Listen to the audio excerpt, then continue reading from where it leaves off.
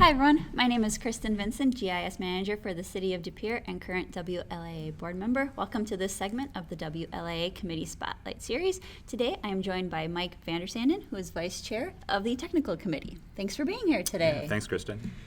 So as Vice Chair, you're in your first term on the board, or first year of your first term on the board. Yeah. What are your first impressions? Very positive.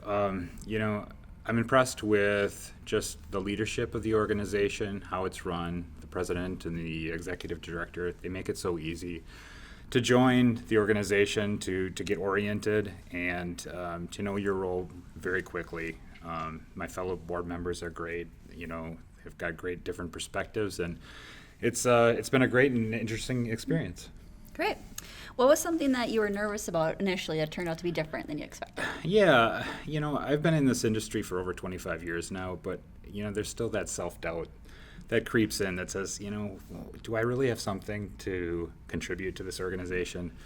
And those fears were relieved pretty quickly. Everybody's in the same boat that I am. We all are experts in our little niche of the land information world, and it's in being an expert in that niche, in contributing to the greater mission of the organization that I think is really the strength of the group. And so. Great. So where do you work and what do you do? I work for Washington County. I've been there for, like I said, 25 years, and I'm the GIS coordinator there. So do a lot of stuff with ArcGIS Enterprise, application development, database administration. So that's kind of my focus. Great. So you are Vice Chair of the Technical Committee. Yep. What are the goals of this committee? Yeah, so the Technical Committee really has two main goals. The first and foremost is to develop the scorecard of the foundational layers. And I think this is really important because it's kind of, the roots of this organization, right?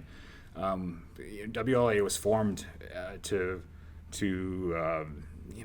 help develop these very important layers that are the basis for, our jobs, really. And so every year, the Technical Committee takes upon itself to do an inventory of all those foundational layers and then scores them based on how we're doing. Is it a statewide layer? How complete is it? So that's one of the main objectives of our committee. The other one is that we're the first source for where task forces are developed. So if there's a technical issue, a legislative issue that needs further study, we're the go-to committee for that. Yep. What are some foundational layer examples? Sure, yeah. It all starts with the public land survey system, right? So monuments and sections and public and quarter sections, that's the basis and foundation, and then from there you build up. So parcels are built off of the monuments, and a critical layer for everything that we do, at least at the county, but I'm sure many other organizations would agree. But hydrography, topology, aerial photography, all of these play a critical role and are highly critical layers in the many organizations in our organization. Can you describe some of the task forces associated with the Technical Committee? Sure, yeah. So right now the Technical Committee is being tasked with two task forces, one being the Judicial Privacy Task Force, which was formed in 2024, and the Judicial Privacy Law, which was started this past spring, basically involves any judicial official's ability to shield their private information on any of the land information sites, whether that be our GIS applications or in the Register of Deeds in some of the documents there, or permitting, or it really runs the gamut of where their private information could be. So the Technical Committee is the task force is there to help digest that legislation and kind of summarize it and give an opinion to its members as to the best ways to follow the law, shield the documents, and make sure we're in compliance. The other task force that we're dealing with has been around since 2017, and that's the Next Generation 911 Task Force. That particular one is very complex issue, one of the most complex issues that I've dealt with in my career, quite frankly. But Next Generation 911 basically is the next generation of the system where phones are enabled, high precision location is enabled for quicker dispatch, really. So what that involves is the necessity of highly accurate address data, highly accurate road centerline data, all following a particular schema which is universal across municipal lines throughout the state. So the committee is there to help form that schema, to be partners with the Department of Military Affairs, to give our counsel to that state agency, and to make sure that our opinions are known up front so that it both meets the needs of the dispatch world as well as the land information community. Great. So what tasks do committee members typically work on? Yeah, again, I'd reference the foundational layers document. That's probably first and foremost the biggest.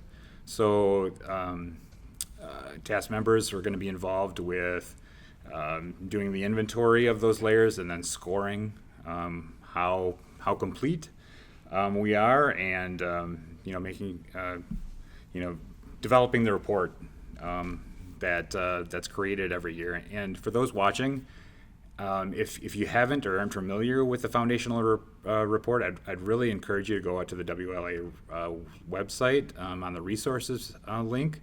You'll find the current and the past foundational layer reports. I think this is maybe a hidden gem of the organization. It's a valuable document, and it really is a guidepost and something that we can show the taxpayer, the legislator that supports us, here, this is the progress that we've made. Look at what we've done with the money and the trust, the public trust that they've put in us, what we've developed and how far we've come. So for sure, that's one of the main things committee members work on. And in addition, your involvement in one of the task force, you can take as much of a role as you'd like, really. So. Mm-hmm. Great. What would you say is an average time commitment for committee members? Not a ton.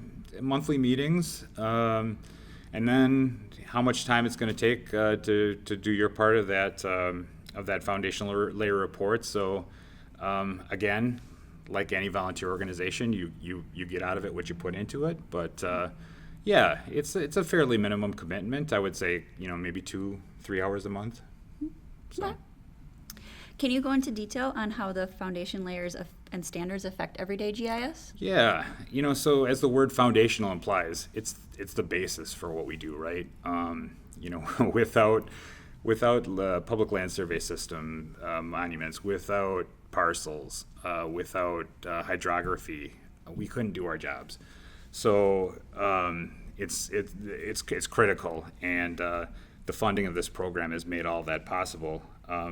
But when it comes to standards, early on in the development of these foundational layers, we all kind of formed them to meet our own needs and our own goals. And as the program has evolved, I think it's becoming more and more important and more evident, especially like with Next Generation 911. We can't just think inside of our own boundaries, right? When it comes to NG 911, emergencies don't happen within our own boundaries. They cross boundary lines, unfortunately. So we got to make sure that the data standards are the same in one county to the next, one municipality to the next, so on and so forth. And so the real value comes out where you have the local knowledge developing the layers, but taking advantage of it as a statewide data set. Parcels is another great example, and the great benefits that come along with that. So. It's critical, and it's getting more and more important every year that progresses. Mm-hmm. Definitely, yeah. Thank you for that description. So what is your favorite part about serving on this committee? I think it's being on the forefront of knowing what's coming down the line a little bit. That's what I'm finding out anyways. In the past, when you weren't in the know, everything just kind of rolls downhill and you just deal with the consequences of it after the fact. But when you're on the front end of everything, you can affect change. You can see what's coming down and you can get a better understanding of how this is going to affect my daily life, my daily role, and the ins and outs of my life as a GIS coordinator or whatever position you have in the organization. So it's having a better understanding of the technical issues that affect our GIS, our land information community. Right. Yeah. Great. Well, thank you, Mike, for being here and talking Absolutely. about the technical committee and your experiences so far. If anyone wants to learn more or find contact information to get involved, visit WLIA.org. Thank you.